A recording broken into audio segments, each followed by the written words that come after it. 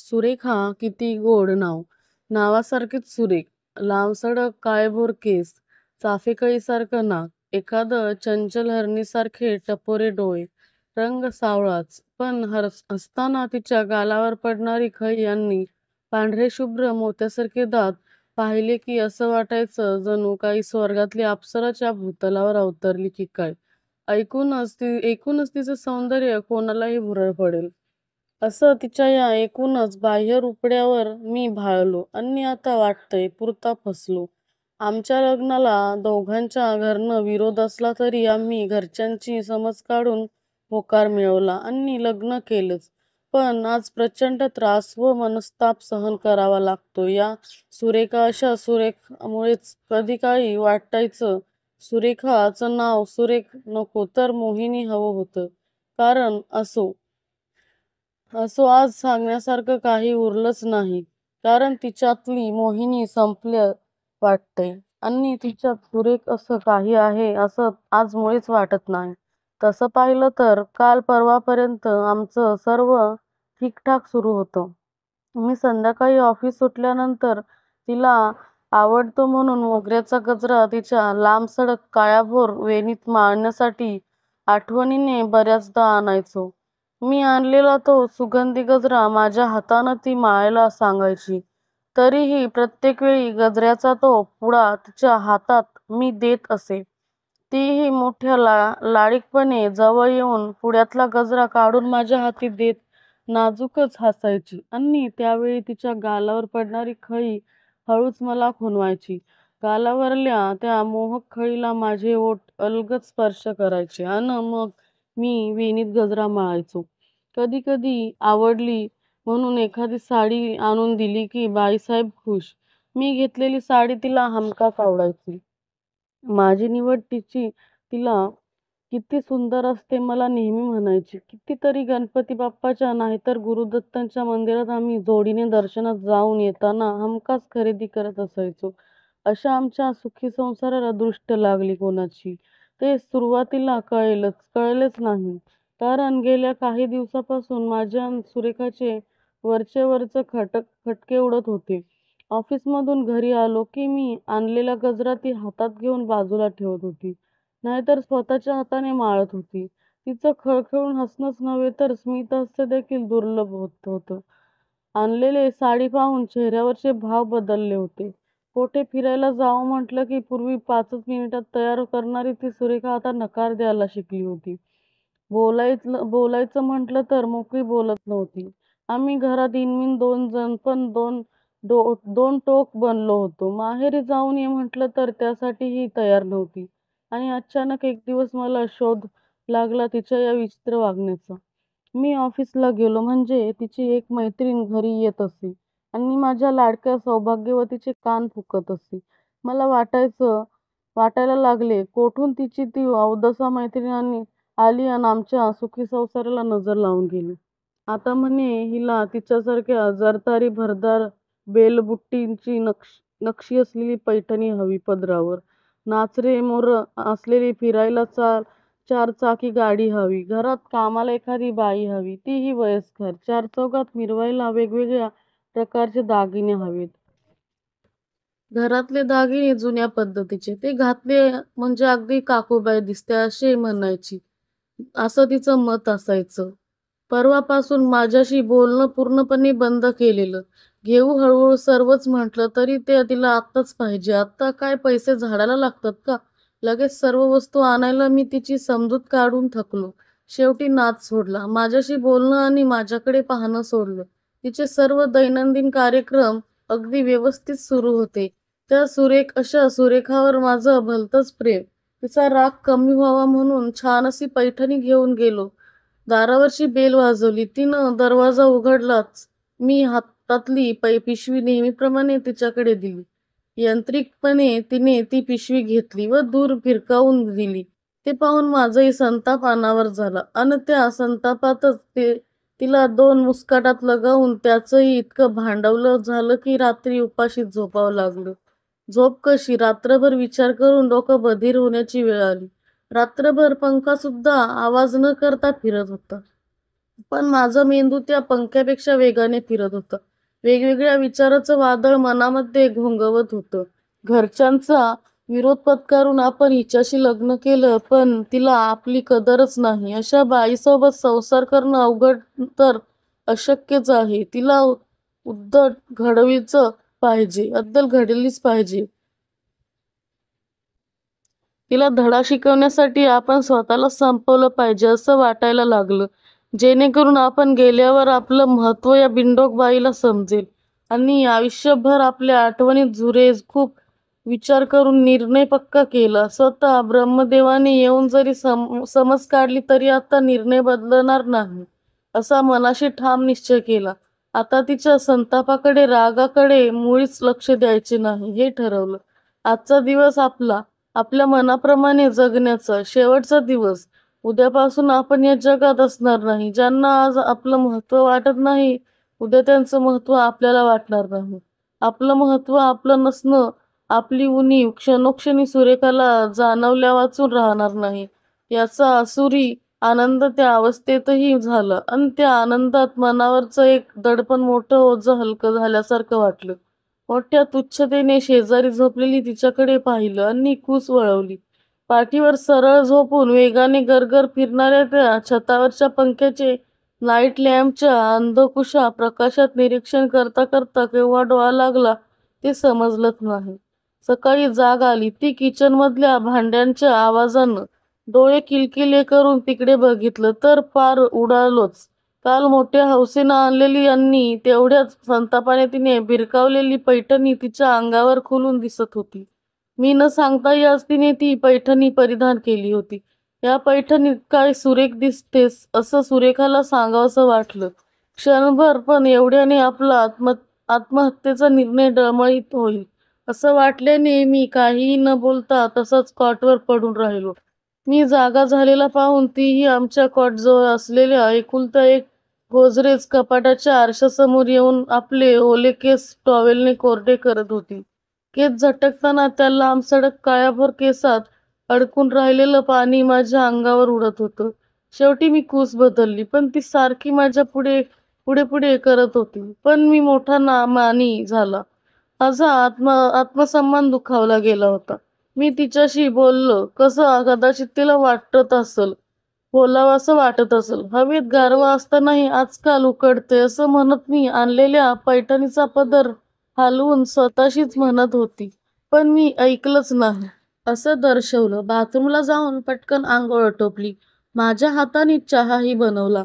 अधूनमधून मी चहा बनवत असल्याने सुरेखाला विशेष काही जाणवलं नसणार. चहाचा वाफाळलेला कप घेऊन वरांड्यातल्या खुर्चीत येऊन बसलो. आज आत्महत्येच करायची असल्यानं ऑफिसला दांडीच मारायची होती. उद्या आपल्याला कोणत्याच प्रश्नाची उत्तरे द्यावी लागणार नाहीत, म्हणून रजेचा अर्जही पाठवायचा नव्हता. तसं पाहिलं तर ऐनवेळी आमच्या ऑफिसात रजा टाकण्याची प्रथाच नव्हती. आदल्या दिवशीच आम्हाला साहेबांकडून रजा मंजूर करून घ्यावी लागे आणि समजा ऐनवेळी दांडी पडलीच तर दुसऱ्या दिवशी साहेबांकडून सर्व सक्षम चांगलीच हजामत होईल. त्यामुळे दांडी मारण्याची हिंमत सहजासहजी कोणी करत नसे. त्यामुळे मी अर्ज न पाठवता किंवा रजा मंजूर न घेता दांडी मारल्याने ऑफिसात निरनिराळ्या चर्चाला उधाण येईल याचा विचार मनात आला. काही जण याची हिंमत वाढल्याचे म्हणतील, तर काही जण माझी नाहक हजामत होईल म्हणून की करतील. पण उद्या मी नसल्याचं जेव्हा त्यांना कळेल तेव्हा सारेच हळहळतील. माझ्यातील विचारा चांगला होता. माणसाचं महत्त्व नाहीतर तो जिवंत असेपर्यंत कोणाला वाटत नाही, पण एकदा का तो हे जग सोडून गेला तर सगळ्यांना काही काळापुरतं आपलं महत्त्व वाटतं. बराच वेळ मनाशी हे संवाद सुरू होते. शेवटी उठलो. कपाटातून एक कडक इस्त्री केलेला ड्रेस काढला. आरशात पाहिलं. तेल चोपटून मस्तपैकी केस विंचरले. माझा आवडता शर्ट मी आज घातला. सहजच. बाकी इस्त्री करून ठेवलेल्या कपड्यांकडे लक्ष गेलं. उद्यापासून यांना वापरणारं कोणी नसणार म्हणून थोडंसं वाईट वाटलं. तसंच बाहेर पडलो. चालत राहिलो. अचानक लक्षात आलं की कपाटाच्या चाव्या माझ्या सोबतच राहिल्या. विनाकारण सुरेखाची गैरसोय नको म्हणून चाव्या देण्यासाठी पुन्हा घराकडे वळलो. घरच्या दरवाजाजवळ येऊन पोहोचल्याआधीच तिच्या हातच्या स्वयंपाकाच्या सुगंधानं माझं स्वागत केलं. माझ्या आवडीची मसाल्याची भरली वांगी तिनं बनवली होती. तिच्या हातचं तर खायचंच नव्हतं, पण त्या वांग्यांच्या भाजीचं खमंग वासाने तोंडाला पाणी सुटले होते. तिने जरी भाजी बनवली असली तरी वांगी माझ्याच पैशांनी मी स्वतः विकत आणली होती. आता मरताना आपण आपली भरली वांगी खाण्याची इच्छा अपूर्ण ठेवली तर आपला अतृप्त आत्मा याच घराभोवती घुटमळे व आपणास मुक्ती मिळणार नाही. हा विचार डोक्यात आला. आतापर्यंत हे आपणास कसं सुचलं नाही याचाही संताप आला. स्वयंपाकघरात जाऊन माझ्या हातानं वाढून घेतलं. भरल्या वांग्यावर मनसोक्त ताव मारला. शेवटच्या क्षणी आपल्यामुळे तिला त्रास नको म्हणून जेवणाचे ताट स्वतः धुवून जागेवर ठेवले. ती एका बाजूला बसून माझ्या सर्व हालचाली पेपर डोळ्यासमोर ठेवून न्याहाळत होती. हे सर्व प्रकार पाहून ती माझ्यावर हसते जाणवलं. त्यामुळे माझा संताप वाढत होता व आत्महत्येचा निर्णय क्षणाक्षणाला दृढ होत होतं. घराबाहेर पडलो. जवळच स्टेशन होतं. घड्याळात पाहिलं. दुपारचे 4 वाजले होते. नेहमीची गाडी येण्याची वेळ झाली होती. स्टेशनवर उडी टाकता येणार नाही म्हणून स्टेशनपासून लांब आलो. रुळाशेजारी पडलेल्या खडीवर बसलो. बराच वेळ थांबलो, पण अजून गाडी येत नव्हती. त्यामुळे मन अस्वस्थ झालं. गाडी आज लेट आहे का असं स्टेशनवर फोन करून विचारावं म्हणून खिशातकडे हात गेला, पण आज खिशात माझा मोबाईल नव्हता. स्वतःच्या विसराळूपणाचा राग आला, पण तोही क्षणभराच. कारण आज जर तो माझा सोबत असता तर मी मेल्यानंतर तो कोणीतरी चोरून नेला असता किंवा माझ्यासोबत त्याचाही रेल्वेच्या चाकाखाली चुराडा झाला असता. म्हणजे शेवटी माझंच नुकसान झालं असतं. निदान तेवढं नुकसान होणार नाही म्हणून मोबाईल घरी विसरलो ते एका अर्थाने बरेच झाले असे वाटून समाधानाचा एक सुस्कारा सोडला आणि माझ्या विसराळूपणाचा राग ऐण्याऐवजी कौतुक वाटायला लागलं. बराच वेळ झाला. गाडी येत नव्हती. सूर्य माझ्यावरच परतीच्या प्रवासाला निघाला होता, पण त्याचा प्रवास तात्पुरता तर माझा कायमचा होता. हाताला चाळा म्हणून तेथे असलेला एक एक छोटा दगडाचा खडा नेम धरून रुळावर फेकू लागलो, पण तो खडा काही केल्या रुळावर पडेना. कधी तो रुळाच्या या बाजूला पडे तर कधी त्या बाजूला. आपल्याला आता योग्य निशाणा साधता येत नाही हे तेव्हाच लक्षात आलं. मन एकाग्र करून पुन्हा तो खेळ खेळू लागलो. थोडा मोठा दगड घेतला आणि 2दा प्रयत्न केल्यानंतर तिसऱ्यांदा बरोबर एक दगड रुळावर जाऊन आदळला आणि त्याचे तुकडे झाले. ते पाहून मनाची चिलबिल सुरू झाली. आपल्या डोळ्याचीही अशीच अवस्था झाली तर आपला चेहरा कोणालाच ओळखता आला नाही तर या विचारानं मन सुन्न झालं आणि एवढ्या अवजड गाडीखाली आपण स्वतःला झोकून द्यायचं म्हणजे जरा अवघडच वाटायला लागलं. या मार्गापेक्षा दुसरा मार्ग परवडला. परत एकदा घड्याळाकडे पाहिले. रात्रीचे 8:30 वाजले होते. मग पण दुसरा कोणता मार्ग निवडायचा ते सुचत नव्हते. मन म्हणत होतं की तो विचार घरी गेल्यावरच केलेला बरा, नाहीतर आता बराच वेळ झालेला होता. भूक पण लागली होती. थोडंसं खाऊन घेतलं तर समाधानानं मरता तरी येईल.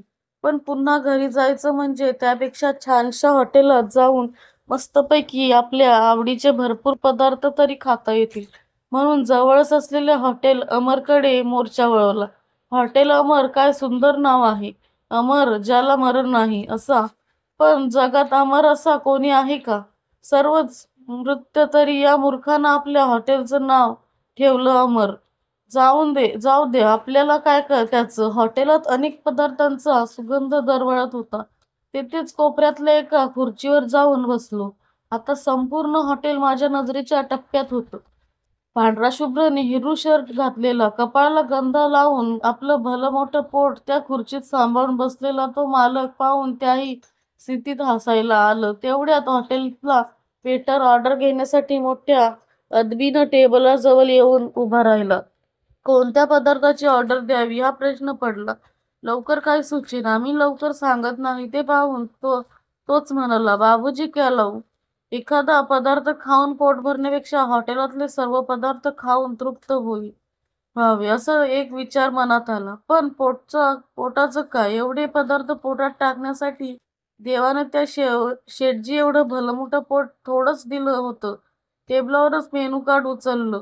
त्यांनी चांगल्या 5-7 पदार्थांची ऑर्डर दिली. त्या वेटरनं ऑर्डर ऐकली व मोठ्या चकमकीत नजरेने माझ्याकडे असं पाहिलं की वाटलं 2 ठेवून द्यावेत त्याच्या मुस्कटात. पण देवाघरी जाताना पाप नको म्हणून आलेला राग मोठ्या मुश्किलीनं गेला. थोड्याच वेळात त्याने आणलेले सर्व पदार्थ मनसोक्त ताव मारला आणि तृप्तीचा ढेकर दिला. बरेच पदार्थ उरले होते. वेटरने आणलेले बिलाचा आकडा पाहून तर घेरीच आल्यासारखे वाटले, पण सावरले स्वतःला. बिल दिले आणि मुठभर बडीशेप घेऊन हॉटेलच्या बाहेर पडलो. आत परत आत्महत्येचा विचार करू लागलो. कोणता मार्ग अधिक सुकर राहील याचाच विचार करत चालत होतो. उंच टेकडीवरून उडी मारण्याचा पर्याय सुचला. पण परवाच पेपरमध्ये वाचलं होतं की एका उंच टेकड्यावरून स्वतःला झोकून देऊन एका इसमाने आत्महत्या केली. पण त्याचे प्रेत कपारीत एका झाडीला अडकल्याने काढताच येत नव्हते. म्हणजे उंच कठड्यावरून जरी स्वतःला झोकून देत असलं तरी काय कामाचं नाही. प्रेत कपारीत झाडाला अडकले तर किंवा प्रेतच सापडले नाही तर आत्महत्या केली हे लोकांना कसे समजेल? त्यापेक्षा घरी जाऊन पंख्याला दोर लावून गळफास तर दिलेला बरा. म्हणजे बायकोला अद्दल घडवण्यासाठी ही युक्ती बरी ठरेल. मग नाईलाजाने नव्हे तर जाणीवपूर्वक घरी जाण्याचा निर्णय घेतला. घरी दोरी लवकर सापडणार नाही म्हणून एका बंद होत असलेल्या दुकानदाराला विनंती करून एक नवीन दोर विकत घेतला. गळ्याला फारसा त्रास होऊ नये म्हणून सुताची व मौसर दोरी होती ती. आता माझ्या दृष्टीनं सर्व तयारी झाली होती. मनासारखं मोठं ओझं दूर झाल्यासारखं वाटत होतं. आता एक शेवटची गोष्ट राहिली होती, ते म्हणजे पत्र. शेवटचं पत्र, तेही बायकोला दुकानातून चांगलं डझनभर कागद घेतलं. लाईट असलेला एक निवांत जागा बसून पत्र लिहिलं. अगदी सुरुवातीपासून तर शेवटपर्यंत. तिच्यासोबत घालवलेले क्षण, त्या क्षणातून भरलेलं प्रेम, त्या प्रेमाला लागलेली दृष्ट, सारे काही मोठ्या अलंकारिक भाषेत काव्यात्मक रचनेने मांडले होते. त्या कागदावर मन मोकळं झाल्यावर शेवटची नजर पुन्हा त्या पत्रावर फिरवली. मलाच आश्चर्य वाटले. मी एवढं चांगलं लिहू शकतो याचं हे पत्र जर जसच्या तसे वर्तमानांनी छापले तर किती लोक हळहळतील. एक चांगला लेखक गेला म्हणून. मलाच हसायला आले. पत्राच्या शेवटी 2 महत्वाच्या ओळी लिहिल्या. माझ्या मृत्यूबद्दल कोणालाही जबाबदार धरू नये. सर्वांना अखेरचा नमस्कार. पत्राची व्यवस्थित घडी करून खिशात ठेवले. घड्याळात पाहिले. रात्रीचे 10:15 वाजले होते. मध्यरात्र उलटून गेली होती. तसाच उठलो. चालायला लागलो. चालता चालता एका ठिकाणी भाषणाचा आवाज ऐकला. त्या दिशेने वळलो. व्यासपीठावर एका वक्त्याचं भाषण सुरू होतं. फूल मग ते कुठलंही असो, उमलणं फुलणं आणि आपलं सुगंध दरवळत राहतो. हा त्याचा गुणधर्म. त्याचं आयुष्य तरी कितीसं, पण या अत्यंत क्षणभर मिळालेल्या या आयुष्याचा ते कसं उपयोग करून घेतं हे त्याच्याकडून शिकलं पाहिजे. मिळालेलं जीवन थोडं असलं तरी त्याचं दुःख करत बसण्यापेक्षा त्या थोड्याशा जीवनात जास्तीत जास्त आनंद बनवण्याचा प्रयत्न झाला पाहिजे. या फुलाप्रमाणेच आपण आनंदी राहून इतरांचे जीवन फुलवले पाहिजे. पण फारच कमी माणसे या विचाराने वागतात. बऱ्याच जणांना तर आपले जीवन वृक्ष अडचणीचे व कटकटीचे वाटत असते. असे लोक स्वतःलाच आनंद देऊ शकत नाही तर इतरांना सुख आनंद देण्याचा दुसऱ्यांच्या जीवनात काय विचार करू शकतो. हे लोक आपल्या स्वतःला अगदी किरकोळ दुःखालाही इतके कंटाळून बसतात की मग आपलं दुःख फार मोठं वाटू लागलं आणि आपलं जीवन दुःख त्यांना कवडीमोल वाटू लागतं यात शंकाच नाही. सर्व श्रोते त्यांचा शब्द न शब्द कानाने टिपून घेत होते. वक्ता पुढे बोलत होता, पण आता त्याकडे माझे लक्ष नव्हते. हवेतला गारवा जाणवत होता. डोक्यात विचाराचं काहूर माजलं होतं. वक्त्याच्या भाषणातला शब्द न शब्द खरा होता. किती गहन अर्थ दडलेला आहे त्याच्या भाषणात. मी विचार करत होतो. विचारांची दिशा भाषणामुळे बदलत होती. फुलाला मिळालेलं आयुष्य खरंच किती क्षणभंगुर. तरीही ते मिळालेल्या आयुष्याचा कसा उपभोग घेत आपण मात्र मिळालेलं चांगलं आयुष्य एका क्षुल्लक कारणासाठी वाया घालवतो आहे. ते सुद्धा आपल्याच माणसांना दुखवत. दुःखात टाकून एका अघोरी विचारानं सुरेखाच्या थोड्याशा अशा वागण्यानं आपलं स्वदुखावाला गेलं आणि केवढा मोठा विचार आपलं मन करायला लागलं. मिळालेलं सोन्यासारखं जीवन आपण असं मोतीमोल करायला निघालो. मन सुन्न झालं. पावलं नकळत घराकडे वळली. बरीच रात्र झाली होती. दुरूनच घरासमोर जमलेली गर्दी बघितली. गर्दी पाहून मनात विविध शंकांचा काहूर मनात नादिवत होता. आपण जो विचार करत होतो तोच विचार सुरेखाने तर केला नाही ना, अशा कुशंका मनात यायला लागल्या. कारण मी जसा माझ्या अहंकाराला कंटाळून बसलो होतो तशी सुरेखाही तिच्या अहंकाराला. मला सुरेखाचा चेहरा डोळ्यासमोर दिसू लागला. तिच्या माझ्यावरचं प्रेम आठवायला लागलं. तिनं असा विचार करू नको म्हणून विचार करायला लागलो. मी तिच्या जवळ पोचण्याआधीच माझं मन जाऊन पोहोचलं. हृदयाची स्पंदनं वाढली. डोळ्याच्या कडा ओलांडल्या. घशाला कोरड सुटली. रात्रीच्या थंड वातावरणातही कपाळावर घामाने गर्दी केली. पावलांचा वेग वाढला. अश्रू अनावर झाले. मधला रस्ता गळून पडला. सुरेखाचा निश्चय देह दिसू लागला. मनाचं आक्रंदन सुरू झालं. शर्टच्या बहानाच डोळ्यातून बाहेर पडणारे अश्रू पुसले. कंपाऊंडच्या आत पोहोचलो. शेजारपाजारी व मित्रमंडळी सर्वच जमा झालेले होते. माझ्याकडे आणि माझ्या अवताराकडे बघत होते. त्याच्या नजरेवरनं मी काय समजायचो ते समजलं. सुरेखाच्या मृत्यूला आपणच जबाबदार आहोत. आपल्यामुळेच तिच्यावर ही वेळ आली. आपण तिच्याशी फार दुष्टपणाने वागलो. मला आणि माझ्या त्रासाला कंटाळून तिने आपलं जीवन संपवलं. असा विचार तिनं कसा केला? मनात विचारांचे ढंग दाटून आले. डोळ्यातून पुन्हा अश्रूचा लोट आला. अंगातला त्राण संपला. मी तेथेच फटकळ मारून बसलो. काय होत आहे आणि आता काय करायचं समजत नव्हतं. तेवढ्यात माझ्या खांद्यावर कोणीतरी हात ठेवला. मी वर बघितले तर तो रमेश होता. माझ्या ऑफिसातला माझा जिवलग सहकारी. त्याला पाहून रडू कोसळलं. सार धुसर व्हायला लागलं. त्याने माझ्या डाव्या खांद्यावर ठेवलेल्या हातावर माझा उजवा हात ठेवत मी रडू लागले. तो माझ्या समोर आला. दोन्ही तळव्यावर किंडवा बसून उजवा खांदाही थोपटू लागला. तोपर्यंत बाजूला उभे असलेले सर्वजण माझ्याजवळ जमा झाले. एकाने माझ्या उजव्या दंडाला धरून मला उभे केले आणि कोणीतरी हात धरून घरात नेऊ लागले. मी जड अंतकरणाने एक एक पाऊल टाकत हळूवार माझघरात जाऊ लागलो. शेजारच्या स्त्रिया शेजारधर्म निभवायला घरी जमल्या होत्या. मला पाहून त्यांच्या चेहऱ्यावरचे भाव बदलत होते. तिरस्कार, हास्य, चीड, स्मित, आश्चर्य असे विविध भावनांचे मिश्रण ते चेहऱ्यावर मला दिसत होते. आणि आणि अचानक ते समोरच भिंतीला पाठ टेकून बसलेली दिसली. रडून रडून तिचे डोळे सुजले होते. मी आणलेल्या पैठणीच्या पदराने ती सारखी डोळे पुसत होती. अद्यापही तिचं माझ्याकडे लक्ष नव्हतं. पण शेजारत्या मंदा काकूंनी कुणाहून जेव्हा माझ्याकडे बोट दाखवलं तेव्हा मला पाहिल्याबरोबर धावतच माझ्याकडे आली. एखाद्या लहान लेकरासारखी लख्ख अंधारात एखादी वीज चमकावी आणि क्षणार्धात लुप्त व्हावी इतक्या वेगाने येत माझ्या बाहुपाशात स्थिरावली. आणि कुठे गेला होतास काही न सांगता? सकाळपासून एवढं विचारून हमसून हमसून रडायला लागली. मग मीही तिचं मस्तक छातीला टेकून रडू दिलं. तिला मनसोक्त तिच्या त्या लांबसडक काळ्याभोर केसात प्रेमानं हात फिरवत जमलेल्या गर्दीला विसरून तिचं माझ्यावरचं प्रेम पाहून सुखावत होतो. माझंच मन आतल्या आत आत्महत्येच्या विचारांचा निखारा मात्र तिनं पूर्णपणे विझवावा होता. आपल्या उष्ण श्वासात